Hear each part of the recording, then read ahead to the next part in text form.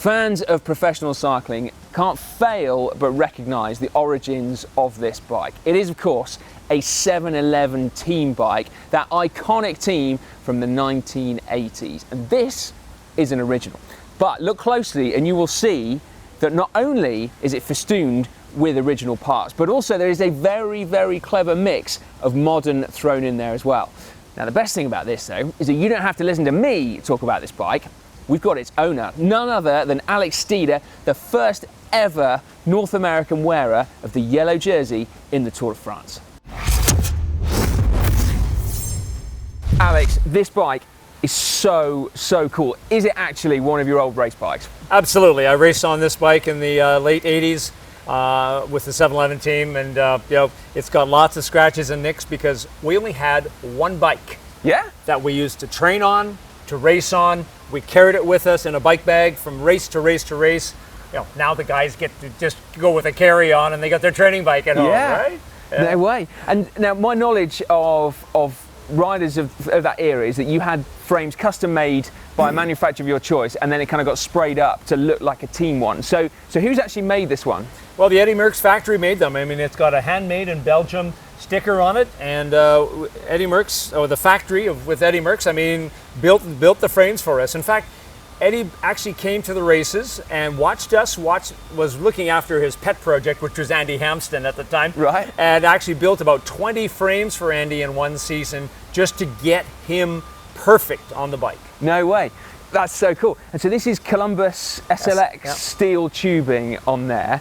And is it custom then to your requirements? This was you going, yeah, this is what I want my bike to be like. Yeah, at the start of the season, I mean, that was really the first time that people had really done measurements on us, and they just went away and the frame came back and it was built up with all the Shimano durace of the time. Nice.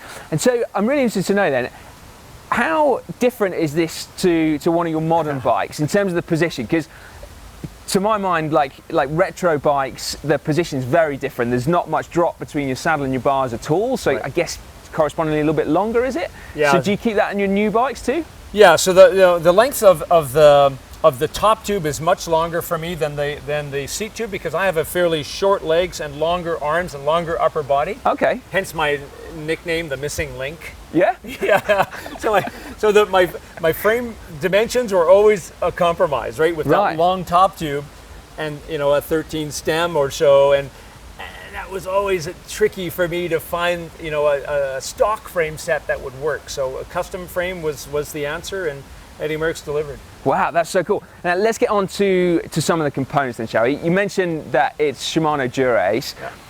Now there's bits on there that I'm going to say originals. So crankset, original. 3953. Yeah. Shifters, original. Yep. But they're paired up to, is that an 11-speed cassette? It is. It's an 11-speed cassette, which I have to operate in friction mode, because there is an index mode on the shifter, but because it's 11, it was a 7-speed indexing, so I had to move it to friction, so I could just feel the shift and go old school the way I used to race with 5-speed, you know, Regina Oro back in the 70s when I started racing. No way. So I think that's probably completely news to me, probably to many of you as well, but Shimano durace from 1987 will work on an 11-speed block, and presumably that's an 11-speed chain working on your retro cranks. Yeah. I mean, amazingly, the chain rings are narrow enough for the 11-speed chain. I was surprised that there was no sticking, no anything. It was just worked just fine. Now, I have gone with a long cage rear derailleur. It's a durace derailleur, but it is long cage. And because it's a 20-pound bike and I wasn't sure how my climbing abilities would be, I put a 34-tooth cog on there, yes, yeah. 39, 34. And I used a wolf tooth extender to extend the rear dropout to get the rear derailleur pulley to clear that 34-tooth cog. Nice. That's a nice touch, very nice touch. And the brakes, they look originals? Yep, single pivot. Yep, they came out with dual pivot in '89. But we were the first team to start testing that dual pivot brake.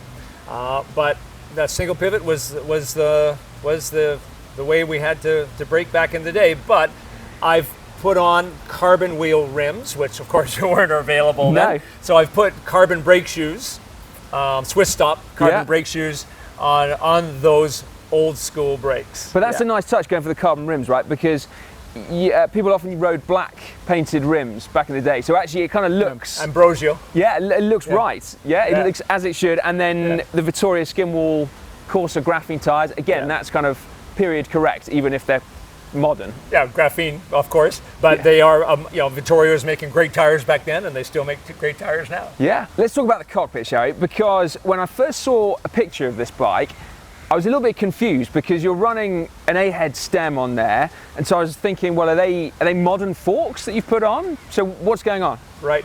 So it is original fork, an original Shimano headset. Okay. So it's an original headset. Yeah. Wow. I haven't even taken it apart to look at it. No I'm sure way. it's pitted, but it doesn't have really any feeling of being pitted. So it feels great. If it ain't broke. Yeah. So don't fix it. So it's a 1-inch steer tube. So in order to get a modern stem and bar from Shimano on here, I had to use a quill adapter. Okay. Which is a bit of a kludge. It's not really racy, but it works in this situation. We've got a titanium bolt here to get the weight down, but it's a quill adapter from 1 inch to 1 1/8 inch. So why did you change the bars and stem then? What was the thinking behind that? Well, I was always a fan of the Chinelli Criterium bars. Okay. Because I was a crit racer and sprinting out of the saddle, you've got the the bend in the crit bars that give you room for your wrists, and of course I'm not racing crits anymore. Sorry, there's a fly here. And I wanted the comfort of a bar that that I could just sit and pedal like this. Yeah. So going to a Shimano bar was with that flat profile was something I really wanted. You've also changed the seat. Is that again for similar reasons? Yeah. They're just more comfortable. That's a Physique Aliante. Yeah, I've got a Physique, that same saddle on my mountain bike, my cross bike, my road bike. All my bikes have the same saddle. I'm really strict with myself on that. Now, the last point for me, this has got modern clipless pedals on, but were you racing on toe clips and straps still in '87, or had you made that move to the looks at the time? We were still on toe clips and toe straps into the late '80s, and I don't remember the exact year that we changed to clipless, but looks came out first, but we were sponsored by Shimano. So Shimano was a little bit late to the game on following what Look was doing. So I can't remember exactly when that happened.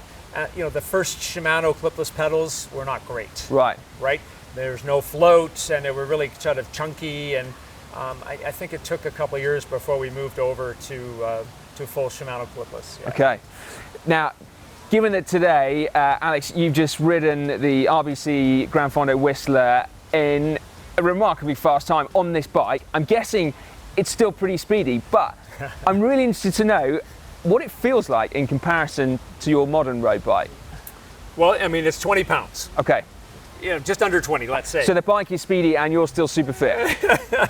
So, the handling is amazing. Like on the downhills that we experienced today, we were going fast through these turns, and it was solid. Like just carving turns. Like I love to carve downhill turns, whether it's on my Argon at home or on this Merckx. Just amazing. Yeah. Just super solid. Like riding no hands, that's really the way for me to tell how a bike handles. Right? Okay. Just ride no hands, whether we're doing these selfie things, but back in the day we're riding no hands, putting our hands in the air, Yeah.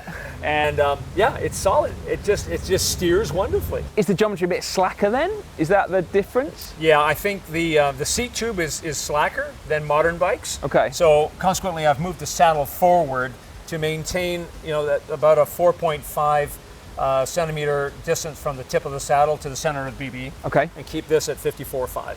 That is a work of art. Thank you. Thank you so much for talking us through it. You're welcome. Cheers. All right. I'm not going to lie, I need something like this in my life. A retro bike, but yet with this brilliant mix of modern componentry. I feel a project coming along. Now, before we leave this video, one important point to mention. Many of you will be looking at the angle of that crankset and saying, well, why isn't it horizontal? So my apologies, but we don't have a bike stand, and Alex is here with his amazing bike, so we took the opportunity to film and have improvised, which has led to this eccentric angle of crank. So you can delete the comment that you've already left complaining about it. That's why. Right, I've got to say, big thank you to Alex for talking us through it. Absolutely brilliant. Please give this video a big thumbs up. If you'd like to see a video about the RBC Granfondo that we were just talking about, then you can go and watch one over on GCN right now, in fact.